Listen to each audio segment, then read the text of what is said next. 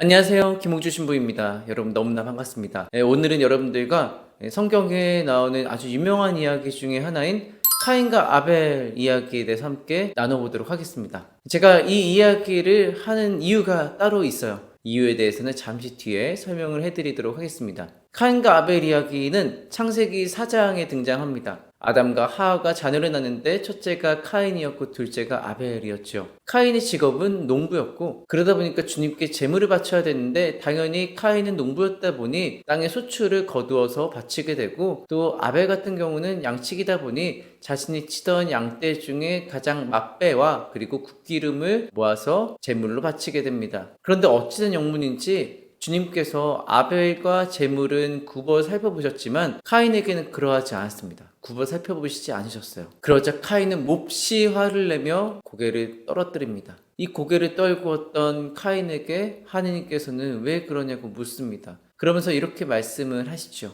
내가 옳게 행동하면 얼굴을 들 수 있지 않느냐. 그러나 내가 옳게 행동하지 않으면 죄악이 문 앞에 도사리고 앉아 너를 노리게 될 터인데 너는 그 죄악을 잘 다스려야 하지 않겠느냐 라고 말입니다. 그런데 하느님의 이 말씀을 들은 카인의 마음이 그리 썩 편치가 않았나 봅니다. 진정이 잘 안 된 듯 보입니다. 이내 카인은 자신의 아우 아벨을 들에 나가자라고 말하면서 데리고 나갑니다. 그리고 결국 그 들에서 카인은 자신의 아우 아벨을 죽이게 되죠. 좀 시간이 지나서 주님께서는 카인에게 묻습니다. 너의 아우 아벨이 어디 갔느냐? 그러자 카인은 시치미를 뚝 떼면서 모른다고 얘기를 하죠. 이제 주님께서는 카인에게 이렇게 말씀하십니다. 아주 유명한 대목이죠. 이 구절은 나중에 김수환 추기경님께서 박종철 열사 장례미사 때 강론하시면서 인용하셨던 구절이기도 한데요.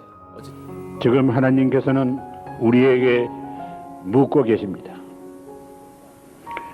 너희 아들, 너희 제자, 너희 젊은이, 너희 국민의 한 사람인 박종철은 어디 있느냐? 어쨌든 주님께서는 카인에게 이렇게 말씀하십니다. 내가 무슨 짓을 저질렀느냐? 들어보아라. 내 아우의 피가 땅바닥에서 나에게 울부짖고 있다. 라고 말입니다. 여기서 카인은 부모님인 아담과 하와가 저질렀던 그 실수를 다시금 되풀이한 것이나 마찬가지였습니다. 바로 하느님을 신뢰하지 않았던 것이죠. 결국 카인은 그 땅에서 쫓겨납니다. 그리고 카인은 이내 두려움에 휩싸이게 됩니다. 혹시라도 나중에 자기가 만나는 사람들이 자신을 죽이려고 들면 어쩌지 하는 그 두려움에 휩싸이게 되죠. 그러자 자비하신 하느님께서는 카인에게 표를 찍어주십니다. 앞으로 카인이 만나는 모든 사람들이 절대로 카인을 죽이지 못하게끔 그렇게 보호를 해주십니다. 여기까지가 이제 카인과 아벨 이야기의 전체적인 내용이라고 할 수가 있습니다. 이제 제가 오늘 카인과 아벨 이야기에 대해서 말씀드리는 이유를 설명드리도록 하겠습니다. 얼마 전에 우리 학교 학생과 있었던 일이었어요. 쉬는 시간에 저희 학교 태권도부 학생이 갑자기 저의 집무실에 찾아온 거예요. 또 때마침 제가 굉장히 바쁠 때였습니다. 몇 분 뒤에 회의가 있을 예정이었거든요. 굉장히 중요한 회의였습니다. 그래서 이것저것 좀 검토를 하면서 분주하게 시간을 보냈던 때였는데 갑자기 학생이 제 집무실을 찾아온 거예요. 그러면서 이렇게 질문을 하더군요. 시모님, 카인이 아벨을 왜 죽였습니까? 제가 순간 그때 제대로 답변을 못했습니다. 왜냐하면 제가 아까 여러분들께 설명드렸던 카인과 아벨 이야기의 전반적인 이 흐름이 딱 명확하게 떠오르지가 않았기 때문입니다. 그래서 그 학생에게 아주 개괄적인 내용만 설명을 해줬어요. 근데 좀 마음 한켠이 굉장히 찝찝했습니다. 원래 학생이 궁금증을 가지고 찾아서 질문을 하면 교사는 당연히 정확하게 설명을 해줘야 되는 게 의무이지요. 게다가 명색이 또 가톨릭 학교의 신부인데 성경 이야기를 가지고 질문을 했는데 제가 명확하게 답변을 결국은 못했습니다. 그 이유가 있었어요. 제가 제 자신을 성찰을 해보니까 학교 일이 바쁘다는 핑계로 성경 읽는 것을 좀 소홀히 했던 거였어요. 물론 제가 매일 새벽에 일어나서 그날 독서와 복음을 묵상하고 또 나름대로 글도 쓰고 또 방송을 하는 그것을 하고 있지만 평상시가 문제였습니다. 평상시에 성경과 가까이 하는 삶을 굉장히 소홀히 했던 거예요. 그러다 보니 이렇게 바로 결과로 나타나게 됩니다. 딱 이렇게 드러나게 되는 거죠.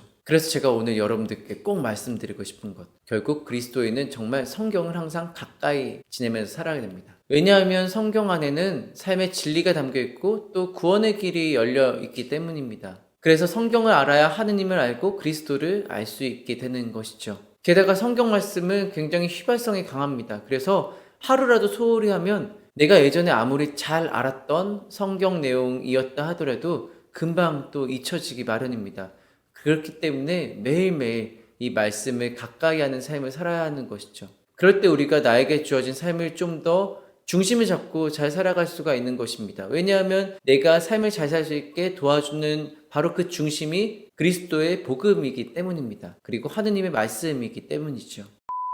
내 일상 안에서 말씀을 가장 가까이 두고 살아갈 수 있는 방법 한 가지를 제가 추천해 드리겠습니다. 제가 예전에 신학생 때 제 원감 신부님 중에 한 분이셨던 김종욱 미카엘 신부님께서 추천해 주신 방법인데요. 내가 잠자기 전에 그날 매일미사의 독서와 복음을 읽고 그 다음에 잡니다. 그리고 다음 날에 일어나자마자 머리맡에 뒀던 매일미사를 다시 꺼내서 그날 독서와 복음을 다시금 읽는 겁니다. 그러면 총 2번을 읽는 거잖아요. 2번만 읽어도 하루 안에서 내가 그리스도의 복음을 중심에 두고 살아갈 수 있는 데 있어서 정말 큰 힘이 됩니다. 내가 좀 더 잘 살 수 있게끔 그리스도의 말씀이 정말 좋은 기준이 되어주는 것이죠. 물론 여러분들 평상시에 많이 바쁘시겠지만 그래도 주무시기 전 그리고 일어나신 다음에 딱 한 번씩만 매일 미사를 펼쳐보십시오. 그리고 독서와 복음을 읽어보시면 여러분들의 삶에 정말 하느님의 말씀이 큰 힘이 될 것입니다. 우리들의 삶에 가장 큰 유익이 될 것입니다. 왜냐하면 우리들의 삶이 말씀으로 인해서 잘 중심을 잡으며 살아갈 수 있을 것이기 때문입니다. 네, 그렇게 말씀을 가까이 하면서 살아갈 수 있는 여러분들 모두의 삶이 될 수 있었으면 좋겠습니다. 그리고 더 좋은 것은 성경을 통독하면서 이렇게 하루하루 지내는 건데